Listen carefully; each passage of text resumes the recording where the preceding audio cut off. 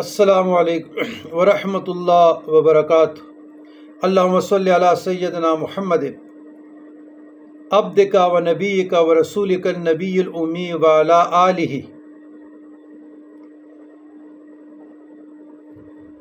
و ذریاتہ و ازواجہ و عطرتہ و اصحابہ بعدد کل معلوم لک و صحبی و بارک وسلم و بعدد کل معلوم لک۔ عزیزان گرامی،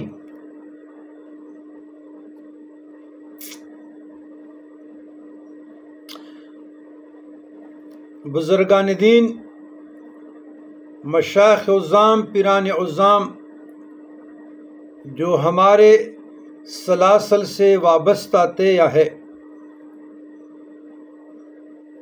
انہوں نے دعا کی قبولیت کے لیے اور اللہ تعالیٰ کی توجہ نظر خاص کو اپنی طرف متوجہ کرنے کے لیے، ہم میں تو اتنی طاقت سکت نہیں ہے کہ ہم متوجہ کریں، لیکن ایک طریقہ ہوتا ہے، میتھڈ ہوتا ہے، ایک ذکر ہے کہ اکابرین نے فرمایا کہ اس ذکر میں اتنی طاقت ہے نا کہ کوئی صدق کے دل سے پڑھے تو یہ اسم اعظم کی تاثیر رکھنے والی ذکر ہے۔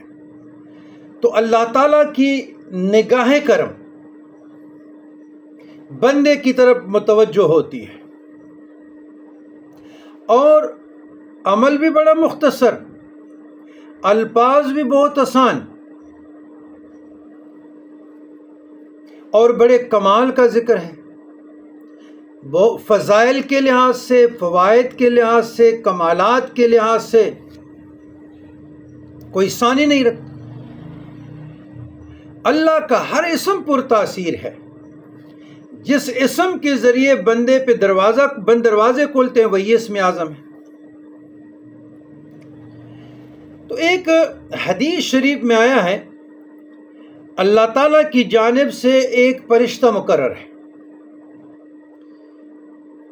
جو شخص 3 مرتبہ کہے یا ارحم الراحمین، یا ارحم الراحمین، یا ارحم الراحمین، اے سب رحم کرنے والوں سے زیادہ رحم کرنے والے، کہتا ہے وہ فرشتہ اس کہنے والا سے جو یہ اسم پڑھتا ہے، اس شخص سے کہتا ہے کہ بے شک سب سے بڑا رحم کرنے والا تیری طرف متوجہ ہے، اب تو جو چاہے سوال کر۔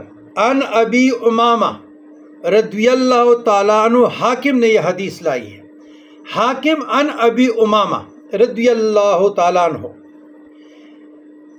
تیسری ایک اور حدیث میں آیا ہے، دوسری، کہ ایک مرتبہ رسول اللہ صلی اللہ علیہ وسلم عقائے کریم ایک شخص کے پاس سے گزرے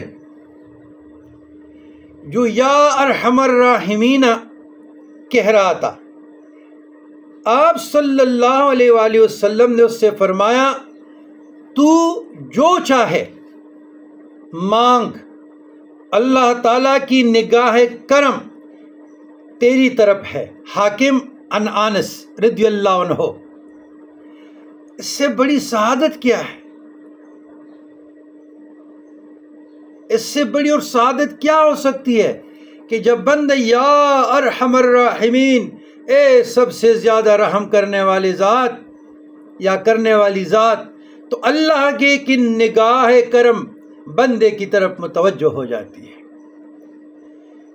تو میرے بھائیوں، میرے دوستوں، میرے بچوں، میری بہنوں، میری بیٹیوں، اے امت مسلمہ کے غمخوارو، یہ وہ اذکار مسکون ہے جو سینہ بسینہ کتابوں کی شکل میں بھی ہے۔ کتاب الاذکار، احادیث متأخرہ کا ذخیرہ، بڑی پڑی ہیں کتابیں، لیکن ہمارے مشائخ عظام جو احسان سے مالا مال تھے، ایک عدل ہے، ایک احسان۔ عدل کا تعلق شریعت سے اور احسان کا تعلق تزکیہ تخلیہ سے ہے، علم معرفت اس کا روح سے ہے۔ تو احسان قائم کیسے ہوگا اس پہ پھر بات ہوگی۔ تو یہ سینہ بسینہ بھی آئے ہیں، ہمیں لکھ کر بھی دیے ہیں، ہم خود بھی پڑھتے ہیں۔ اس کا وہی تعداد ہے ہر نماز کے بعد 101 بار، 313 اور 1100۔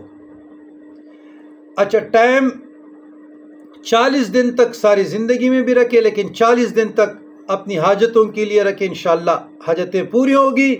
اللہ دعا کو قبول کرنے والی ذات ہیں، وہی مالک ہے، وہی خالق ہے، وہی رازق ہے، وہی قہار ہے، وہی غفور ہے، وہی رحیم ہے، وہی غفار ہے، وہی ستار ہے۔ یاد رکھو، اپنے اللہ سے رشتہ جوڑو، اپنے اللہ سے رشتے کو مضبوط کرو،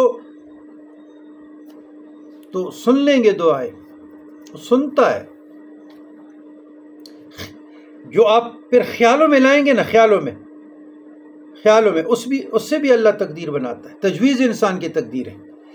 بعض اوقات انسان سوچتا ہے نا، وہ تو صالحین تھے، ذاکرین تھے، اولیاء کرام، صدیقین تھے، بڑے بڑے رتبوں والے تھے، مقامات پہ فائز تھے، متصرف باللہ تھے، وہ جو سوچتے تھے اس سے تقدیر بن جاتا۔ تو ایک ولی کا قول ہے، بہت خوبصورت قول ہے، میں اکثر اس کو سالوں سے کوٹ کر رہا ہوں، کاش کسی کو سمجھ آ جائے۔ تجویز ہی انسان کی تقدیر ہے، جو سوچتا ہے اللہ سے تقدیر بناتا ہے، کیونکہ ان اراد شیئا یقول لہ کن فیکون۔ تو ہتھیلی میں سرسوں جمانے کی کوشش نہ کرے، تھوڑی سی محنت بھی کرے۔ وہی 2 رکعت صلاۃ حاجت، اس کے بعد سورۃ فاتحہ 1 مرتبہ، درود ابراہیمی یا کوئی بھی درود پڑھے، اور یہ دعا 101 مرتبہ پڑھے، 313 مرتبہ، 1100 مرتبہ۔ ہر نماز کے بعد بھی 101 مرتبہ، 313 یا 1100 کی تعداد رکھیں۔